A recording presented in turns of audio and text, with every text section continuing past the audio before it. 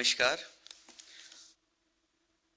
हम न्याय विभाग के एक्सेस टू जस्टिस डिवीज़न की ओर से आज के राष्ट्रीय वेबिनार संवैधानिक सिद्धांतों को बनाए रखने की चुनौतियां में हमारे सभी सम्मानित वक्ताओं, प्रतिभागियों और ऑनलाइन माध्यम से जुड़े सभी दर्शकों का हार्दिक स्वागत करता हूं।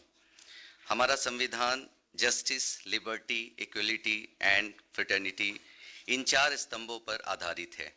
आज का ये वेबिनार बदलते सामाजिक, तकनीकी और प्रशासनिक परिदृश्यों में इन सिद्धांतों को बनाए रखने की चुनौतियों पर चर्चा के लिए एक महत्वपूर्ण मंच प्रदान करता है। अब इस सत्र की औपचारिक शुरुआत करने के लिए मैं आदरणीय श्री सुरेश कुमार, संयुक्त सचिव एक्सेस टू जस्टिस, न्याय विभाग से विनम्रता पूर्वक अनुरोध करता हूं कि वे वेलकम एंड ओपनिंग रिमार्क प्रदान करें। सर। बहुत बहुत धन्यवाद आसिफ। आज संविधान दिवस के अवसर पर मैं बाबा साहेब डॉक्टर भीमराव अंबेडकर जी और संविधान सभा के सभी महान सदस्यों को नमन करता हूं। संविधान दिवस की आप सभी को भी हार्दिक शुभकामनाएं। आज संविधान दिवस मनाने के लिए संवैधानिक सिद्धांतों को बनाए रखने की चुनौतियां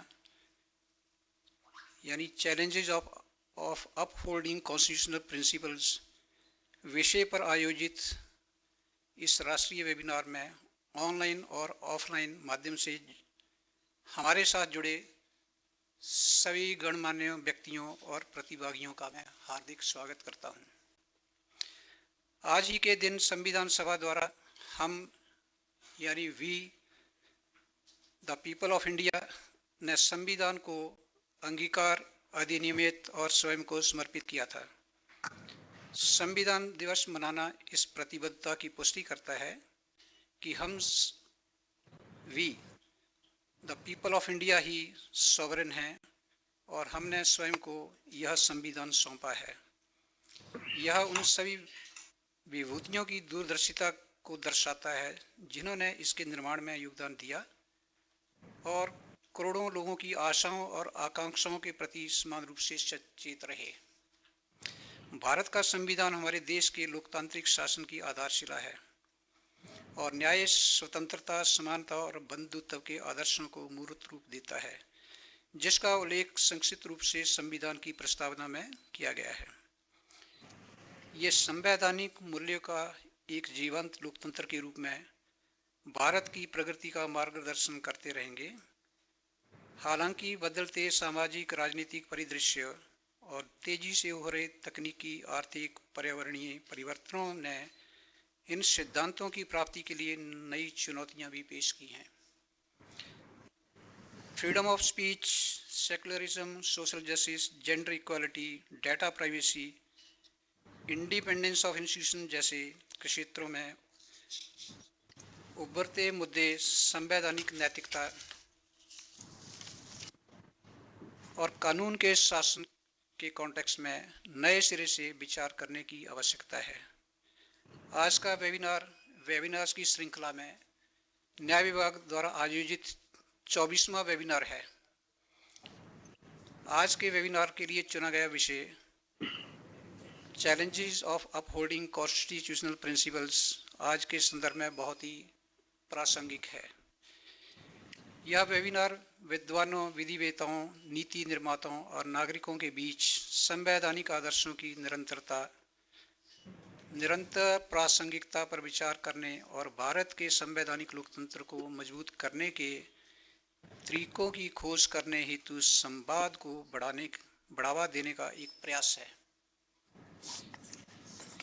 मैं गांवों में सभी जन सेवा केंद्रों CSC के प्रयासों की भी सराहना करता हूं, जो देश में सभी के लिए न्याय तक पहुंच, एक्सेस टू जस्टिस को बढ़ावा देने के लिए आम आदमी, विभिन्न ग्राम पंचायतों, कानूनी सलाह और अदालत में प्रतिनिधित्व चाहने वाले लाभार्थियों, निःशुल्क अधिवक्ताओं, न्याय बंधु कार्यक्रम के तहत निःशुल्क सहयोगियों, विधि महाविद्यालयों और दिशा स्कीम के तहत कानूनी साक्षरता और कानूनी जागरूकता कार्यक्रम के तहत अन्य कार्यान्वयन भागीदारों को जोड़ते हैं। क्वालिटी ऑफ लीगल सर्विसेज न्याय तक पहुंच, एक्सेस टू जस्टिस का सार्थक आधार बनाती है।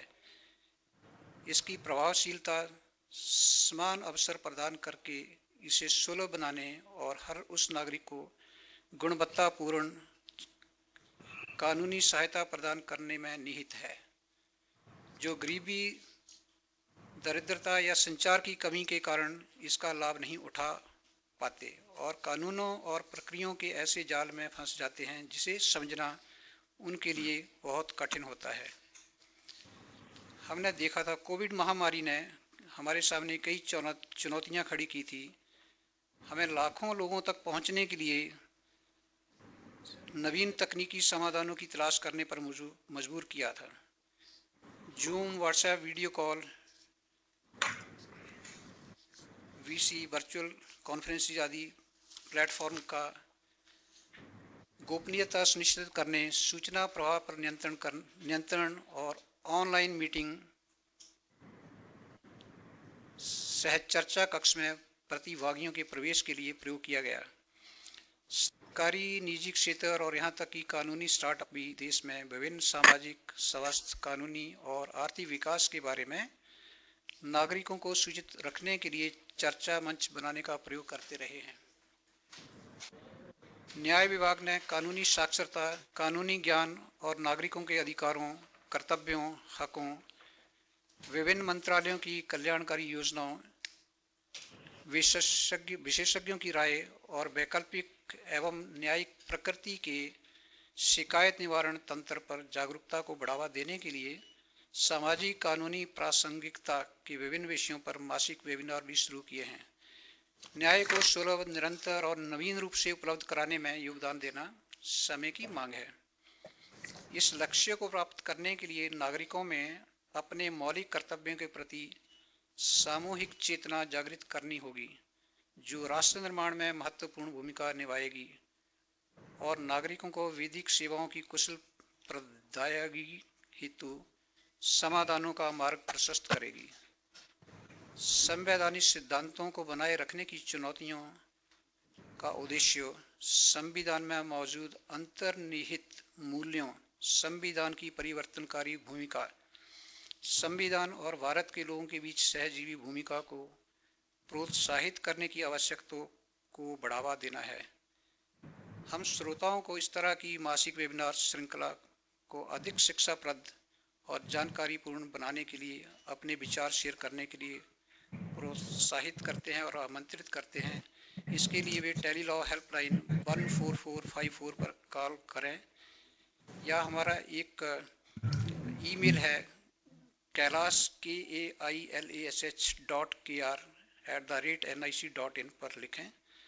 अधिक समय न लेते हुए आइए हम वेबिनार के लिए विशेषज्ञों की बात सुनें और अपने प्रतिभागियों के प्रश्न और उनके उत्तर सुने। बहुत बहुत धन्यवाद। Thank you. Thank you, sir, for those insightful opening remarks. अब हम आज के पहले वक्ता का स्वागत करते हैं जो आज हमारे साथ वर्चुअली जुड़े हैं, doctor Manoj Kumar, additional secretary, legislative department. Sir, we request you to kindly share your thoughts on the theme. Sir. Good afternoon everyone. क्या मेरी आवाज सुन सकते हैं आप? Yes, sir, we can hear you, sir. Thank you. Well, good afternoon, everyone. My colleague from the Ministry of Law and Justice, Department of Justice, Shri Suresh Kumar ji, Professor Meena Panikar from Delhi University, Professor P. Puneet from Center for the Study of Law and Governance, Jawaharlal Nehru University, colleagues from the Ministry of Law and Justice and other departments, colleagues from the legal fraternity, and distinguished participants who have joined virtually today. It is an honor to join you for the commemoration of the 76th Constitution Day In particular, through this webinar focusing on challenges of upholding constitutional principles. Friends, there are few subjects as foundational and as deeply connected to India's journey as a constitutional democracy. The Constitution of India is not merely a statute.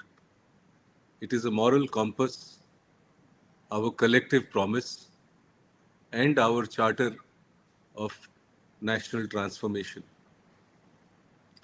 It captures India's transition from colonial rule to people's rule, from arbitrary authority to democratic accountability, and from being mere subjects under a regime to a citizens in republic. Friends, we are living through one of the most transformative phases in India's history since our independence. Technology is reshaping how we work, how we are governed, and how we communicate like never before. Governance structures are being tested by complex cross-border challenges. Citizens expect justice, transparency, and efficiency like never before. And we in India have set it a target for ourselves, an ambitious national milestone to achieve a Viksit Bharat by 2047. Well, my regrets for the pause. There was some very pressing engagement. We'll continue from where we paused for this moment. So I was saying in such times, constitutional principles are not merely historical reference points to reflect on what has happened over the last 75 or 76 years. They serve as anchors of stability, guardrails for institutions, instruments of inclusion, and ethical foundation of development. Without constitutional discipline, rapid change may lead to disorder. Without constitutional morality, power may lose direction. And without constitutional guarantees, development may become uneven or exclusionary.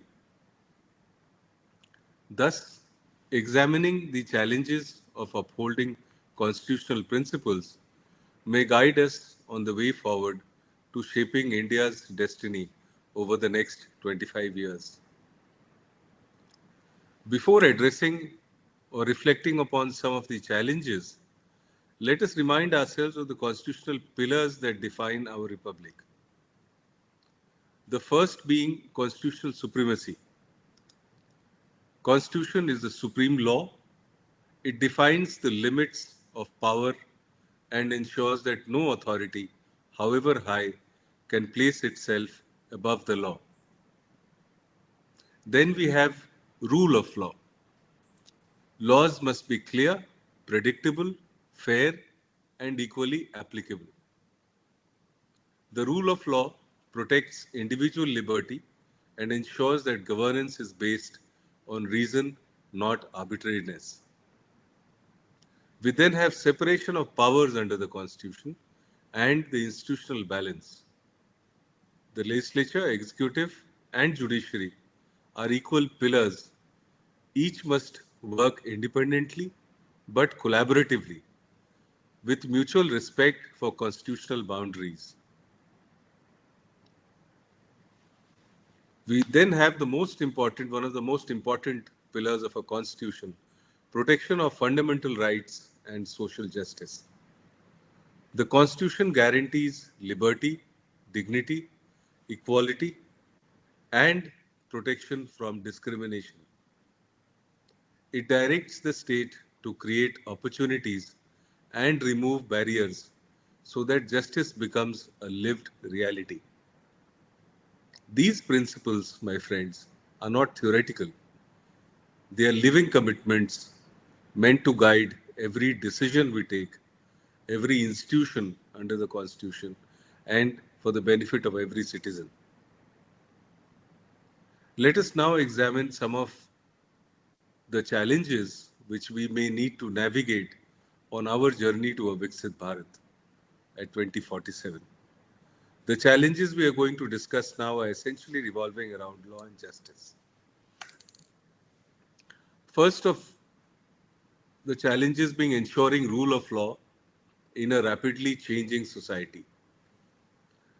Today's society is changing faster than the speed at which the law can cope up or law can keep pace with.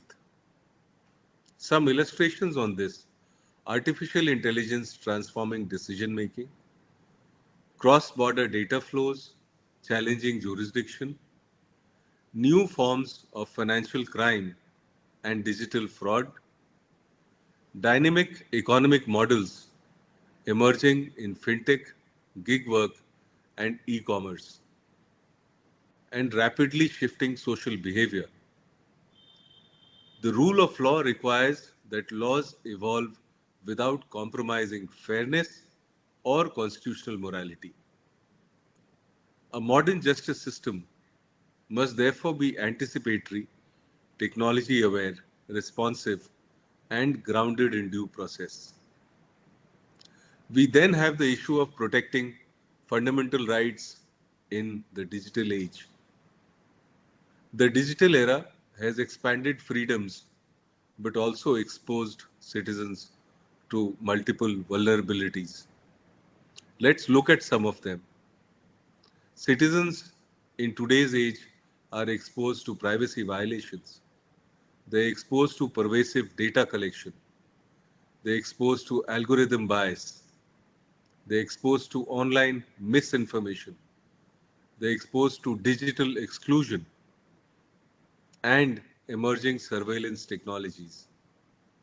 All these challenges need to be reconciled on how a balance can be achieved in ensuring that the citizens' rights promised under the Constitution are not at stake and are safeguarded. Fundamental rights of privacy, equality, free speech, and dignity must be reinterpreted for a world where technology mediates everyday life. We must strike the right balance between liberty and security, innovation and accountability, free expression and responsible digital behavior. Let's move on to the next issue: bridging social and economic inequalities. The Constitution promises social, economic, and political justice. Inequalities in various areas need continued focus to be dealt with. Access to quality education, access to courts and legal aid, access to healthcare, gender equality, digital connectivity, and economic opportunities. Development and justice are not separate, they reinforce each other. The next issue is very close to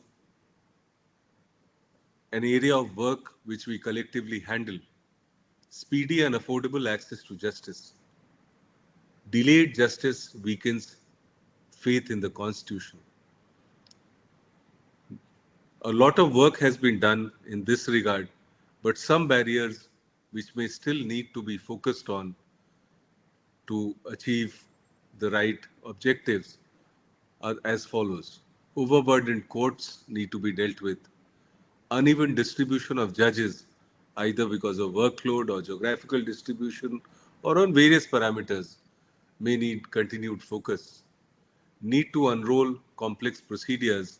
A lot of work has already been done in the last 11 years in terms of simplification of laws, deletion of obsolete laws, and of course, altogether removal or reduction of penal consequences on minor offences. But a lot more needs to be done on a continuous basis on our way to a Viksit Bharat. Economic barriers to litigation need to be bridged. For a common person, in many scenarios, litigation is very expensive.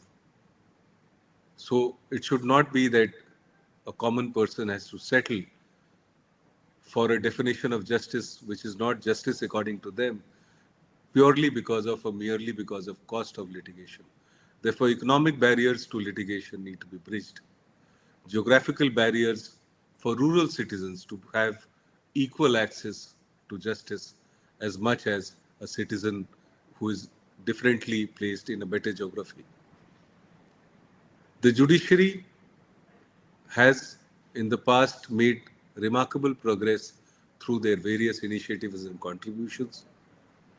These include virtual courts, hybrid hearings, e-filing, e-payments, cause list digitization, translation of orders, and pilot projects for online dispute resolution. Needless to say, the Ministry of Law and Justice and its various departments have been supporting and standing up to the occasion at every stage. But the journey is ongoing. Access to justice must be fast, fair, and affordable for every citizen. The next issue is again very crucial: constitutional literacy among citizens. A citizen is only as strong as the level of understanding the citizen has of his or her constitutional rights, remedies, and obligations. Similarly, a constitution is only as strong as the people who understand it. Yet, constitutional literacy remains to reach the last person in every corner of our country.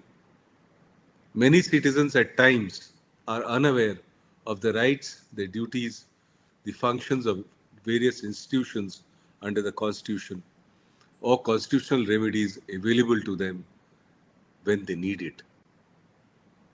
A democratic republic needs a constitutionally informed citizen who participates responsibly and holds institutions accountable. To close, I want to close by saying a constitution survives not by its words, but by the will of the people to defend their words. Upholding constitutional principles is not the duty of any one institution. It is the collective responsibility of the Republic. As India marches towards Viksit Bharat at 2047, as we build a future rooted in justice, dignity, and opportunity to all, let us reaffirm our commitment to the Constitution as our guiding light. The Constitution is not just our inheritance, it is our responsibility, our identity, and our roadmap to a just and developed India. With these words, I thank the Department of Justice for having me here today to share my views. All the best for the deliberations and wish you a very happy and successful 76th Constitution Day. Thank you. धन्यवाद sir आपके महत्वपूर्ण विचारों के लिए। अब हम अगले सत्र की ओर बढ़ते हैं। हमारी अगली वक्ता assistant professor Meena Panikkar, faculty of law, Delhi University. आज उनका विषय है the asymmetric character of Indian federalism and its challenges. Ma'am, we request you to kindly share your insights please. Thank you all. मुझे ऑर्गेनाइजर से रिक्वेस्ट मिला था कि बाइलिंगुअल कर दो, थोड़ा मुश्किल पड़ेगा मेरे लिए, लेकिन कोशिश करूँगी। मैं एक टॉपिक के ऊपर बोलना चाहती हूँ, वो भी एक कॉन्स्टिट्यूशन का प्रिंसिपल मानते हैं, वो है फेडरलिज्म। पता नहीं है आप में कितने लोग उसके ऊपर इतना सीरियसली बात करते हैं। ज़्यादातर लॉ में है, पॉलिटिकल साइंस में है, काफ़ी डिस्कशंस होते रहते हैं, और आजकल शायद पिछले 3-4 साल से ज़्यादा डिस्कशन हो गया, particularly because of the abrogation of Article 370 Kashmir, Jammu and Kashmir. मैं उस इशू में नहीं जा रही हूँ, लेकिन असिमेट्रिक फेडरलिज्म के ऊपर सुप्रीम कोर्ट ने थोड़ा एनलाइटन किया सबको कि हमारा कॉन्स्टिट्यूशन ऐसा है, वो असिमेट्रिक है। असिमेट्रिक मतलब वो लेवल एक लेवल पर सारे स्टेट्स को टेरिटरीज को ट्रीट नहीं करते, असिमेट्री अनइवननेस है, तो इनइक्वालिटी लग सकता है। कुछ स्टेट्स को ज़्यादा दे रहे, कुछ को सेपरेटली प्रोविजंस बनाया है, एक्सेट्रा एक्सेट्रा। तो मैं ये बोलना चाहती हूँ कि वो असिमेट्रिक कैरेक्टर वो शुरुआत से है, वो not only with respect to article 370, हमारे कॉन्स्टिट्यूशन में काफ़ी जगह पर आप ये देख सकते हैं। ये एक और डायमेंशन इसका ये है कि जब इंडिया इंडिपेंडेंट हो गया, अपना एक कॉन्स्टिट्यूशन बनाया, वो एक फेडरल मॉडल के लिए क्यों कोशिश किया। एक तो है कि हमारा देश काफ़ी बड़ा है, डाइवर्स कल्चर है, रिलीजन है, लैंग्वेज है, सारे कुछ इतना डाइवर्सिटी है, प्लूरलिटी है। इसकी वजह से हमें एक model which would work better for India was a federal model, कि हम एक सेंटर में गवर्नमेंट होगा, स्टेट में गवर्नमेंट होगा, आपस में पावर शेयरिंग करेंगे। लेकिन ये पावर शेयरिंग का इक्वेशन क्या हो सकता है, उसमें कंसर्न्स था। लेकिन क्योंकि इंडिया जब इंडिपेंडेंट हुआ, हमारे पास ब्रिटिश डायरेक्टली एडमिनिस्टर्ड टेरिटरीज थे, प्रिंसली स्टेट्स थे, काफ़ी स्टेट्स, काफ़ी टेरिटरीज थे which were under different colonial rulers. For instance, if you look at Portugal, French rulers in different smaller portions of India, ये सब मिलजुल कर इंडिया होते थे। तो इसमें इंटीग्रेट करके, यूनाइट करके लेकर आना एक बड़ा टास्क था, एक बढ़िया credit goes to Sardar Patel and his team कि वो इंटीग्रेशन पॉसिबल हो गया टू अ लार्ज एक्सटेंट। वो इंटीग्रेशन में हमें काफ़ी कुछ अरेंजमेंट्स वर्कआउट करना पड़ा। तो इंडिया शुरू किया इनका independent journey. There were 4 kinds of territories, ABCD। आप अभी देखते हैं, अगर कॉन्स्टिट्यूशन का फर्स्ट शेड्यूल देखते हैं तो आपको मिलेगा वहाँ पर डिस्कशन अबाउट स्टेट्स है, यूनियन टेरिटरीज है, फिर कुछ और टेरिटरीज वो इंडिया के पास है तो वो भी इंक्लूड करेंगे। तो बाई एंड लार्ज हम देखते हैं 2 तरह के टेरिटरीज, वो स्टेट्स है, यूनियन टेरिटरीज है। वो स्टेट्स में भी हमने कुछ स्टेट्स के लोगों के लिए कॉन्स्टिट्यूशन में स्पेशल प्रोविजंस कर दिया है। तो 2 शेड्यूल्स है कॉन्स्टिट्यूशन का, 5th और 6th शेड्यूल बोलते हैं। तो 5th शेड्यूल में है जितने भी शेड्यूल्ड एरिया से, ट्राइबल एरिया से, सारे देश का, उसको 5th शेड्यूल में इंक्लूड किया है, उसके एडमिनिस्ट्रेशन के लिए स्पेशल अरेंजमेंट्स किया है। और 6th शेड्यूल में है 4 स्टेट्स है, आसाम, मिजोरम, मेघालय, त्रिपुरा, वो उनके लिए ऑटोनमस डिस्ट्रिक्ट काउंसिल्स बनाया है, गवर्नर के साथ मिलकर स्पेशल एडमिनिस्ट्रेटिव अरेंजमेंट्स बनाया है। वो एक सिस्टम ऑफ अरेंजमेंट है, वो कॉन्स्टिट्यूशन ने शुरुआत से अपने आप बनाया है। फिर ओवर द इयर्स हमने काफ़ी कुछ टेरिटरीज के लिए स्पेशल प्रोविजंस बना दिया। अगर आप कॉन्स्टिट्यूशन खोलकर देखोगे, आर्टिकल 370 एब्रोगेटेड है, तो उसके मेंशन में नहीं कर रही हूँ। 371 से लेकर 371 कैपिटल J तक आपको स्पेशल अरेंजमेंट्स ज़्यादातर नॉर्थ ईस्टर्न स्टेट्स के लिए मिलेगा, कर्नाटका हैदराबाद रीजन के लिए मिलेगा, आंध्र प्रदेश तेलंगाना के लिए मिलेगा, और भी सजेशंस आ रहे हैं। एक प्रपोज्ड वाला स्टिल पेंडिंग है, वो 371 के है। Similar models also may be there in future. तो कहने का ये मतलब है कि हमारे कॉन्स्टिट्यूशन में अभी तक 10 और 11 टेरिटरीज के लिए एक स्पेशल अरेंजमेंट कॉन्स्टिट्यूशन में ऑलरेडी किया है। अभी कौन कौन से एरिया में ये स्पेशल अरेंजमेंट होगा, एजुकेशन में है, पब्लिक एम्प्लॉयमेंट में है, इवन डिस्प्यूट रेजोल्यूशन में है, सिविल क्रिमिनल जस्टिस, जहाँ पर नॉर्थ ईस्टर्न टेरिटरीज में सम स्टेट्स में अपना कस्टमरी लॉस के बेसिस पर डिस्प्यूट रेजोल्यूशन भी प्रोवाइड किया है ये प्रोविजंस में। तो कितना वास्ट डाइवर्सिटी है और एडमिनिस्ट्रेटिव गवर्नेंस इतना डिफ़िकल्ट प्रोसेस है कि हम फेडरलिज्म बोलते हैं, to simply say that it is a sharing of power between the center and the states. वो एग्जीक्यूटिव पावर्स हो सकता है, लॉ मेकिंग पावर्स हो सकता है, डिवीजन सब कर दिया है, लेकिन अंदर अंदर आप कॉन्स्टिट्यूशन देखोगे, आप देखते हैं कि वो स्पेशल अरेंजमेंट्स काफ़ी कुछ बनाया है।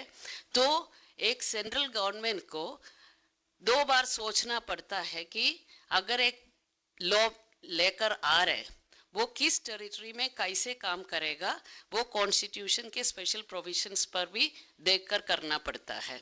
क्योंकि अभी सुप्रीम कोर्ट में कुछ केसेस आया था कि ऑटोनमस डिस्ट्रिक्ट काउंसिल्स में शेड्यूल्ड एरियाज में कुछ एरियाज में वो वीमेन को पार्टिसिपेट करने नहीं देते थे इलेक्शंस में, तो वीमेन कंटेस्ट नहीं करते, इलेक्शन में लड़ नहीं सकते।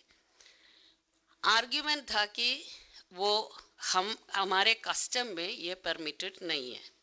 तो सुप्रीम कोर्ट ने बोला custom is recognised in constitution, constitution उनका इज्जत देते हैं, लेकिन उसमें वो कस्टम अगर हमारे जनरल लॉ वो जेंडर जस्टिस को मानते हैं, वीमेन के इक्वालिटी को मानते हैं, तो उसके फेवर में ही कोर्ट डिसाइड करेगा। Court will allow no discrimination against women. तो ऐसे ऐसे केसेस चुन चुन के आ रहे 5th 6th शेड्यूल्स में। कितने वो एक प्रोसेस, जैसे पिछले स्पीकर ने बोला, एक ट्रांसफॉर्मेटिव प्रोसेस चल रहा है कॉन्स्टिट्यूशन में। ये नहीं है कि कॉन्स्टिट्यूशन बनाया, अडॉप्ट किया, वहाँ एंड हो गया, अभी वो टेक्स्ट के बेसिस पर हम देश को चलाएंगे नहीं। देश चलाते वक्त कॉन्स्टिट्यूशन में चैलेंजेस आते रहते हैं और आते रहते हैं। वो डिपेंड्स अपॉन कितने आपके देश के लोग सोचते हैं अपने राइट्स के ऊपर, उनको कितना एजुकेशन मिलता है, कितने एम्पावरमेंट मिलता है। आपके मिनिस्ट्रीज, काफ़ी मिनिस्ट्री लगे जाते हैं कि लॉ को प्रैक्टिस करने के लिए। हम जस्टिस को यूजुअली बोलते हैं जस्टिस कोर्ट के, कोर्ट रूम का जस्टिस के ऊपर ज़्यादा बात करते हैं। कोर्ट है, जजेस है, लॉयर्स है, वो है प्रैक्टिशनर्स ऑफ लॉ। एक गवर्नमेंट डिपार्टमेंट हर दिन कितने फाइल प्रोसेस करते हैं, वो भी एक प्रैक्टिशनर है, वो हम इतने ध्यान से देखते नहीं है। तो ये कहने का मतलब ये है कि कॉन्स्टिट्यूशन में जितने डीपली आप देखोगे उतने डीपली आपको चैलेंजेस भी मिलते रहेंगे। कोर्ट्स ने काफ़ी कुछ ये स्पेशल अरेंजमेंट्स फेडरलिज्म का किया है, उसको रेस्पेक्ट करके चल रहे, लेकिन कुछ इश्यूज में जैसे जेंडर जस्टिस है, उसमें वो मानने के लिए तैयार नहीं है, क्योंकि कस्टमरी लॉ भी eventually have to be in line with women's equality. तो उसके लिए कोर्ट इतना सपोर्ट नहीं दिया है। तो ये स्पेशल अरेंजमेंट, अब अगर हम फेडरलिज्म बोलते हैं, शेयरिंग ऑफ पावर्स बोलते हैं, तो हमारे पास टेरिटरीज है जिनका रिक्वायरमेंट्स अलग है, डेवलपमेंट स्टेज अलग है, जिनके कम्युनिटी का प्रेफरेंसेस अलग है। ये सब सोचकर हमने काफ़ी कुछ स्पेशल अरेंजमेंट्स वर्कआउट किया है, लेकिन इसको भी देश के गवर्नेंस में पर्टिकुलरली सेंट्रल गवर्नमेंट को, पार्लियामेंट को काफ़ी ध्यान देना पड़ता है। क्योंकि एक आप देखते हैं इलेक्शन में भी हमें अलग अलग टेरिटरी से अलग अलग नंबर ऑफ रिप्रेजेंटेटिव्स होते हैं। कुछ टेरिटरी से only 1 representative will be there, कुछ टेरिटरी से हमें मिलेगा 30 होगा, 50 होगा, 80 होगा। तो एक अनइक्वल रिप्रेजेंटेशन, अगर हम पार्लियामेंट बोलते हैं तो भी पार्लियामेंट में भी हम देखते हैं अलोकेशन ऑफ सीट्स डिफरेंट है डिफरेंट टेरिटरीज के लिए। फिर हमारे पास यूनियन टेरिटरीज है। अगर आप दिल्ली का केस देखो और पुदुचेरी का देखो, ये एक हाइब्रिड मॉडल है कि उनके कुछ फीचर्स स्टेट्स के साथ जाते हैं, कुछ फीचर्स स्टेट्स के साथ यूनियन टेरिटरी का। दिल्ली देखो, lieutenant governor is the administrator who is centrally appointed, लेकिन उनका अपना लेजिस्लेटिव असेंबली है, अपना elected representatives, council of ministers headed by chief minister etcetera है। नाउ दिल्ली के केस में special, all the special arrangements are through constitutional amendments. तो उसमें भी आप डेमोक्रेसी देखोगे कि अगर एक मिनट के लिए हम मानते हैं कि ये भी कुछ पॉलिटिकल कॉम्प्रोमाइजेस हुआ है, काफ़ी मूवमेंट्स चला है, तो कॉन्फ्लिक्ट अवॉइड करने के लिए किया है। कुछ केसेस में हो सकता है दिल्ली के लिए कॉन्स्टिट्यूशनल अमेंडमेंट में वे स्पेसिफिक था कि दिल्ली को अपना एक काउंसिल ऑफ मिनिस्टर्स चाहिए, इलेक्टेड रिप्रेजेंटेटिव्स चाहिए, लेकिन उसमें 3 सब्जेक्ट्स ऐसा है कि वो दिल्ली लेजिस्लेटिव असेंबली के हाथ में नहीं है। एक है दिल्ली पुलिस, दूसरा है लैंड, तीसरा है पब्लिक ऑर्डर। ये तीनों पार्लियामेंट के पावर में है। तो देखो कितने कॉम्प्लिकेटेड स्ट्रक्चर इंडिया के कॉन्स्टिट्यूशन दे रहे कि इसलिए governance of the country is not an easy task. And ये फ्यूचर में भी आपको चैलेंजेस दे देंगे, क्योंकि हर एक टेरिटरीज का status can be changed. A state, a union territory for long number of years then assumes the character of a state with a legislative assembly. Some states may be converted into a union territory. There are multiple reasons for it. So what I wanted to say is that federalism is a principle, but don't try to see it only as a sharing of power in between the center and the states. Now, all the more you can see an area where these special arrangements also are special and different with respect to the financial resources allocation.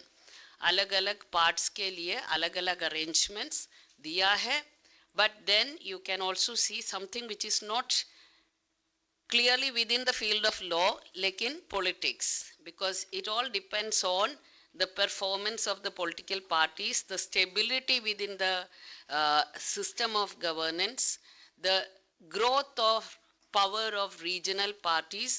All these will give scope for bargaining with the center. लेकिन मैं बोलती हूँ कि ये asymmetry is essential for keeping up the diversity of the country, for keeping up its plurality, but it should not hamper the development of the country. So whatever is needed for the development, because we all like to have our own people coming up in terms of education, in terms of accessing public services, employment opportunities, entrepreneurship for themselves, all these are necessary. लेकिन asymmetry वो federation में होता है, to it brings together different territories, लेकिन इसको hold करके आगे लेकर जाना भी एक डिफिकल्ट कॉम्प्लेक्स टास्क है। मैं इतना ही बोल सकती हूँ, क्योंकि the more I look at the constitution, I can see too many complexities, and much of the complexities we never discuss in classes. क्योंकि अगर आप देखोगे 371 से शुरू करके 371 के बाद कैपिटल ए से शुरू करके कैपिटल जे तक हमने अभी तक इंक्लूड किया है. That means we have made special arrangements for more than 10 states or territories. Union territories के लिए भी हमने स्पेशल अरेंजमेंट्स लेकर आ गया है. All union territories are not uniform in terms of the constitutional scheme. So इतना कॉम्प्लेक्स एक सिस्टम में हम काम कर रहे हैं, और वो हमें ज़रूरी है बिकॉज एक फेडरल सिस्टम में आपको ये डाइवर्सिटी और plurality day to day basis पर फेस करना पड़ता है. How better you can manage depend upon the leadership, the political situation of the country, the kind of stability in governments across India, all these are decisive factors. Thank you. Thank you ma'am. अब हमारे अगले वक्ता हैं professor P Puneet, professor of law, centre for the study of law and governance, Jawaharlal Nehru University. Sir के पास constitution and administrative law, comparative constitutional law and criminal laws के interface पर 20 वर्षों से अधिक का अनुभव है. आपका एकेडमिक कार्य सामाजिक न्याय और संवैधानिक शासन पर विशेष रूप से केंद्रित रहा है. आज प्रोफेसर पुनीत सर का विषय है securing social justice and unfulfilled agenda of the Indian Constitution. Sir, we request you to kindly share your thoughts. Thank you very much, and very good afternoon to all of you. Before beginning, I must express my inability to speak in Hindi. Though I understand Hindi, my Hindi is not good enough to be spoken in a small formal conversations like this. So my sincere apologies for that. Let me begin by wishing you all a very happy Constitution Day. In my opinion, every passing year presents us with an opportunity to look back and assess the progress we have so far made in accomplishing our constitutional goals, and to understand the challenges in making further progress in realizing those goals.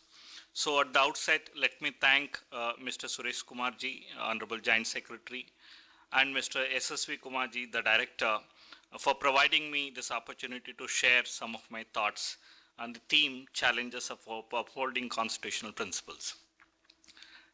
The Constitution of India is not a contrivance for merely establishing institutions, vesting in them powers and laying down processes for governance of the country. It was a much larger and highly ambitious project. It is profoundly transformative in character. It seeks to thoroughly reconstruct not just the polity, but also the Indian society and its economy. Its larger goal was to establish a democratic and equitable society while also assuring national unity and integrity. It sought to achieve several goals simultaneously. It is indisputably an ambitious project. It embodies a grand transformative vision. How much progress we have made in the last over 7 decades, precisely 76 years, in achieving each of these goals envisaged in our Constitution is difficult to encapsulate.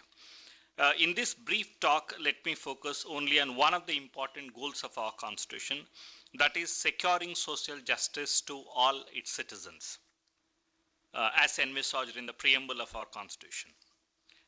Securing social justice is in fact one of the prominent features of the transformative vision embodied in the Constitution, though the word socialist came to be inserted much later into the preamble.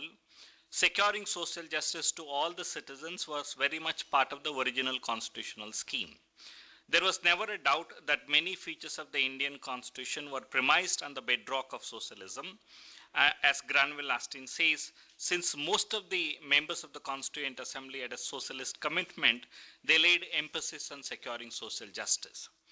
In the formative years, since the framers had a strong socialist commitment, securing social justice was also high on the agenda of political establishment, the policymakers.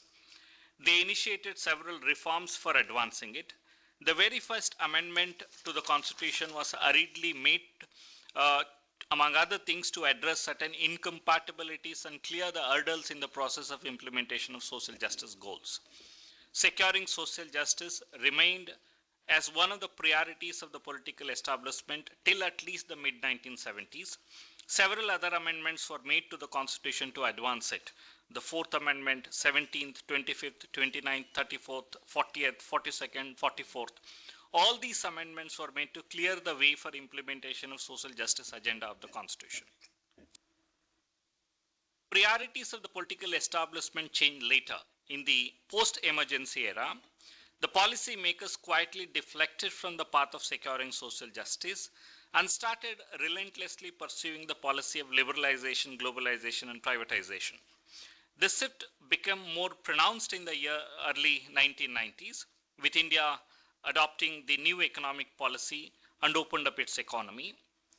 Relentless pursuit of the new economic policy not only resulted in shifting the focus away from social justice, it has also significantly dented the state's redistributionist capacity, which is very much important for implementing the socialist agenda of the Indian Constitution. In the post-liberalization era, states' pursuit of social justice was confined only to reservations and certain other welfare measures. Some of the core aspects were completely forgotten. After the political establishment retreated from the socialist agenda, the judiciary has shown some keenness in pushing forward the socialist agenda, but there are institutional limitations on the judiciary. It cannot go beyond a point to push for the implementation of the socialist agenda in its entirety. But at the same time, the apex court is not consistent in pushing forward the socialist agenda to whatever extent it was possible for them. For example, in Delhi Science Forum's case, as well as in Balco Employees Association case, the apex court has not given much credence to the socialist agenda of the Indian Constitution. In one of the cases, State of Punjab versus Devan's Modern Braveries Limited, Justice S.B. Sinha, in his separate opinion, even acknowledged that from the early 90s, that is ever since the new economic policy was adopted, he says this view that the Indian society is essentially wedded to socialism is definitely withering away. Recent decisions of the Supreme Court is even more concerning. In Dr. Balram Singh versus Union of India, while dismissing the petition challenging, among other things, the insertion of the word socialist into the preamble, a two-judge bench remarked that the socialism in the context of the Indian Constitution means state's commitment to be a welfare state and its commitment to ensuring equality of opportunity. It also opined that the Constitution of India does not mandate a specific economic policy or a structure. It is the broader context in which we are talking about social justice in the contemporary era. I understand the paucity of time. I will only make 3 quick points. My first point is that under the scheme of the Indian Constitution, socialism is meant to be much more than a mere commitment to be a welfare state. The concept has rich contents that are to be derived from different operative provisions, both in Part 3 and Part 4 of the Constitution of India. The recent decision of the Supreme Court has denuded the concept much of its contents. Firstly, was the two-judge bench right in holding that the Constitution of India does not mandate a specific economic policy or a structure? In my opinion, the answer is no. Socialism is basically an economic philosophy. The Constitution, which embodies socialist principles, cannot be said to not have mandated a specific economic policy or a theory. Economic policy framed for governing the operation of the economy must be informed by the social justice principles embodied in the Constitution. Just because they are judicially non-enforceable, their significance cannot be undermined. Secondly, its observation that the socialism in the context of the Indian Constitution means only states' commitment to be a welfare state and its commitment to ensuring equality of opportunity is not acceptable. The bench seems to have collapsed the entire idea of socialism under the Indian Constitution into 2 things. One, reservation, and another, welfare schemes. Socialism is meant to be much more than that. We should not, of course, understand its true essence based on some a priori theory. In the context of the Indian Constitution, its true essence should be derived from different operative provisions in Part 3 and 4. And socialism under the Indian Constitution, if you so construe, has at least the following 5 main elements. 1, abolition of inhuman and discriminatory practices which are entrenched in our society. Such practices have led to exclusion of certain sections from the mainstream of socio-political and economic life. 2, it requires the state to pursue protective discrimination policies for securing equality in an unequal society. Our Constitution permits every process of equalization. This is what even the Supreme Court has said in some of the cases. The reservation in education and employment are just parts of it. The state is empowered to do much more than that. 3, reducing inequalities in income not only amongst individuals but also amongst groups of people. 4, equitable distribution of material resources of the community. 5th, prevention of concentration of wealth and means of production. Socialism under the Indian Constitution is thus much more than mere commitment to a welfare state. A welfare state only focuses on health and well-being of citizens, especially those in financial or social needs, by means of grants, pensions, or other benefits. At best, it may ensure minimum standard of living, but not equality in status, facilities, and opportunities, nor in income and wealth as mandated under the Constitution. My second important point is the political establishment retreat from the path of social justice in the post-emergency era has led to exacerbation of existing inequalities to the alarming level. Reducing inequalities in income and preventing concentration of wealth are the constitutional mandates under Article 38 and Article 39 respectively. They are part of the socialist agenda of the Indian Constitution. What progress we have made in the last 75 years in this direction?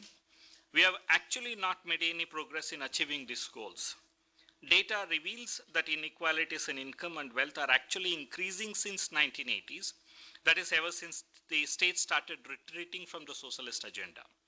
In a recent paper published by the World Inequality Lab, authored by Nitin Kumar Bharti and Thomas Piketty, points out, income share of top 10% of Indians was 40% at the turn of independence, which was reduced to 30% by 1982, but by 2022 it was increased close to 60%.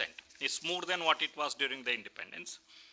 And as far as the bottom 50% of the Indians are concerned, they had the income share of 22.4% in 1990, which was decreased to 15% in 2022. It clearly shows that inequalities in income have actually increased over a period of time. The rich are growing richer and the poor are becoming poorer. We are moving in an opposite direction to the one mandated by the Constitution. Even as regards wealth, there is an extreme concentration at the top, at the very top. Between 1961 to 2023, the wealth share of top 1% Indians has seen threefold increase from 13% in 61 to 39% in 2023. In the same period, between 1961 and 2023, the wealth share of the top 10% Indians has increased from 45% to 65%. And as far as the bottom 50 of Indians are concerned, between 61 and 2023, their wealth share decreased from 11% to 6.4%. While India is one of the greatest growing economies in the world, what is troubling is that it is also one of the most unequal countries in the world. We seem to be governing our country on an anti-utilitarian principles. That's probably misery for many and prosperity for few. The results are there to see. Inequalities are increasing very sharply. What is particularly worrying in India, I am going to end. Case is that the economic inequality is being added to the society that is already fractured along the lines of caste, religion, region, and gender.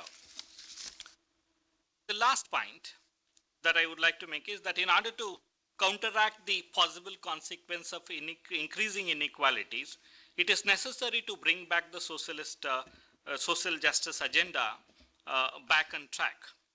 And it is important for us as a country at this juncture to pause and think as to where we are heading. B.R. Ambedkar has already warned us about the dangers of overlooking social and economic inequalities.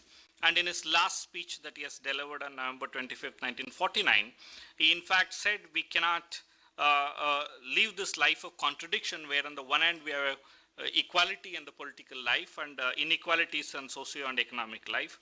He said, how long shall we continue to deny inequality in our social and economic life? We cannot afford to go on like this for long, otherwise there is a great danger. I think we need to take seriously his cautious words. In order to avoid such danger, the country must move in the direction mandated by the Constitution. We need to pay adequate attention towards the growing gaps between the rich and the poor. Steps shall be taken not only to arrest the growing gaps, but also to reverse the trend. Justice Sudhanshu Dhulia, in his recent judgment in the Property Owners Association versus State of Maharashtra 2024 decision, while underscoring the importance of Article 38 and 39B and C in the contemporary time, said, perhaps in some ways situations have changed. What has not changed, however, is the inequality. There is today a political equality and there is also equality in law, yet the social and economic inequalities continue. The inequality in income and wealth and the growing gap between the rich and the poor is still enormous. It will therefore not be prudent to abandon the principles on which Article 38 and 39 are based. Even at the international level, its importance is underscored by the ILO Declaration on Social Justice for a Fair Globalization. Even the UNO acknowledges its importance. It celebrates since 2009, February 20th as the World Day of Social Justice. It is a recognition of the growing momentum for the concept that advancing social justice should be the central aim guiding all national and international policies. It is time that we in India should bring it back on the agenda. Thank you very much. Thank you very much, Professor Puneet sir, for sharing such valuable insights. अब हम webinar के open discussions question answer session की शुरुआत कर रहे हैं। Participants द्वारा भेजे गए प्रश्नों को हम एक एक कर लेंगे। लेंगे और संबंधित वक्ताओं से प्रतिक्रिया का अनुरोध करेंगे। पहला सवाल है, वर्तमान परिदृश्य में संवैधानिक सिद्धांतों के संरक्षण में सबसे बड़ी चुनौतियां क्या हैं? What are the major challenges in implementing and safeguarding constitutional principle in the present context? I think probably our first speaker has touched upon this very issue and highlighted what are the major challenges in achieving the constitutional goals. That by and large, if you look at that, we are moving in the direction that is mandated under the Constitution. There are institutions that are in place. There are processes that the Constitution mandates, either explicitly or implicitly, that needs to be followed. One of the most important thing that we should as a country be focusing on is about ensuring the independence of each of these constitutional institutions and ensuring the integrity of the processes that are envisaged in the Constitution, so that our democracy would be largely benefited from these independent institutions. And you know, it is generally also said that to ensure the accountability of the political class, dependence on people is must. You know, there is a periodic elections that are envisaged. That is a must, but that alone is not sufficient. What James Madison says, the history has taught the mankind that in addition to that, we need auxiliary measures. And these auxiliary measures, Indian Constitution envisages far too many of them, by creating several independent institutions to be watchdogs, to monitor, and it is important that we maintain those institutions' independence and ensure the integrity of processes largely. That's the major thing that we should be concerned with at present. Okay, second question, thank you sir. Second question है, cooperative federalism को और मजबूत बनाने के लिए किन व्यवहारिक कदमों की आवश्यकता है? What practical steps are needed to strengthen cooperative federalism in India? By and large, I think because these expressions are used, competitive federalism, cooperative federalism, and less spoken about is the asymmetrical federalism. That is exactly the reason I took it up, because we speak about competitive or cooperative and more tune ourselves into the way of cooperative federalism, because the center and the states have to work together for the growth of the country. That is the very fundamental basis of federalism. But then, so what is more required, I would say that how can you increase the quality of cooperation? That will decide on whether your cooperative federalism is on track or not. But then at the same time, let us remind ourselves that the units of Indian federal setup are not equal. It is not simply about a principle of equality, because we are so diverse, we are so different from each other in certain regions. They are geographically so remote. Accessibility, visiting in Delhi, we speak about technology. There are still areas in India where the internet accessibility is not so easily available. So I would say that, you know, the remote corners of the country also needs to be brought up with the mainstream areas, for which that asymmetrical arrangement has been worked out in the Constitution, which should be given due respect to. And therefore, cooperative federalism is not only about me gaining what is my due share. It's after all a bargaining, but then we also should think about the less privileged ones among ourselves. They are also entitled to get the constitutional benefits of a federal setup. Thank you. Thank you, ma'am. हम आज के सत्र के समापन की ओर बढ़ रहे हैं। अब मैं आदरणीय Shri Yashasvi Kumar, director access to justice, department of justice से विनम्रता पूर्वक अनुरोध करता हूं कि वे औपचारिक वोट ऑफ थैंक्स प्रस्तुत करें। Thank you, Asif. Before I deliver my vote of thanks, I would like to sum up the some of the important points which were touched by the speakers. As emphasized by the speaker, first speaker, Dr. Manoj Kumar, that we are moving through a very transformative phase. The post-independence, this is one of the most transformative phase through which the country is moving. There are various kinds of challenges, including technological challenges, cross-border challenges, and expectations of the citizens are also hovering a heavy hand on the government. And these are some of the challenges through which we are moving, and the government is giving its best. And over the last 10, 11 years, he illustrated how we have, as judiciary has also come up, rose up to the occasion, including the various departments, in fulfilling the dreams of Viksit Bharat. It's a nation in the making. We are still, moving towards that goal. So it's a long drawn process, and still, we have a long way to go. Similarly, Professor Meena Panikar ma'am also emphasized upon the importance of, federalism. Federalism is a model which was chosen because of the compulsions of a diverse country like India, where there was no uniformity. We are plural right from the word, day one of the independence, and even before that. So for that, it was out of choice that this model was adopted, and there are various provisions in the Constitution, how it was highlighted, various schedules in the Constitution which, give that kind of a freedom to the government, and to take various measures, with respect to various states and UTs, and over a period of time. It is not just about Article 370, it is about, other northeastern states, other southern states also, where, various kind of steps have been taken by the government to take care of the feelings and the political compulsions on the ground. Similarly, the third speaker, Professor Puneet, also highlighted the importance of socialism. It cannot be merely a lip service. It cannot be just be confined to mere reservations and one or two welfare measures. It has to be taken as a holistic agenda for the government. I think these are all very important thought points, thought processes which we all need to inculcate.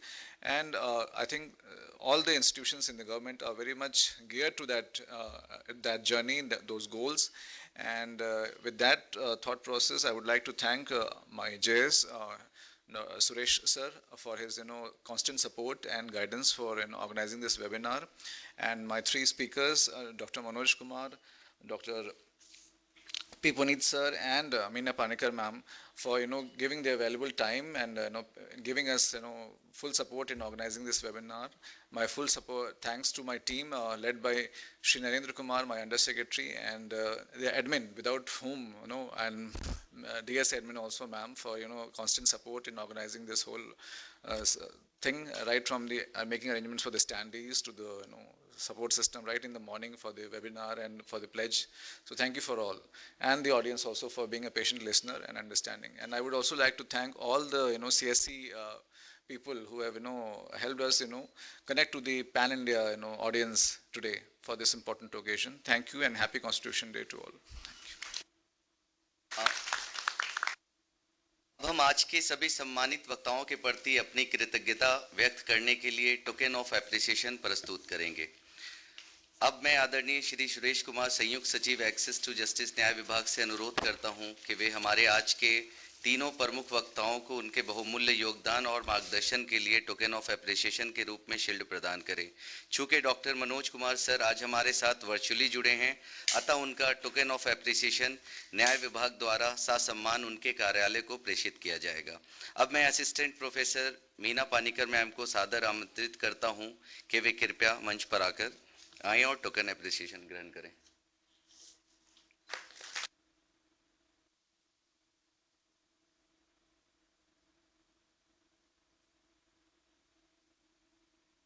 इसके पश्चात मैं professor P Puneet, professor of law, को आमंत्रित करता हूं कि अपना token of appreciation ग्रहण करें।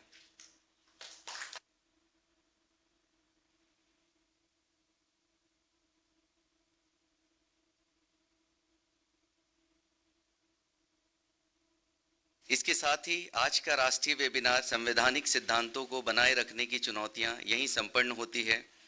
हम सभी वक्ताओं और प्रतिभागियों का एक बार पुनः धन्यवाद करते हैं। Thank you everyone, wish you all A meaningful constitution day. Thank you again.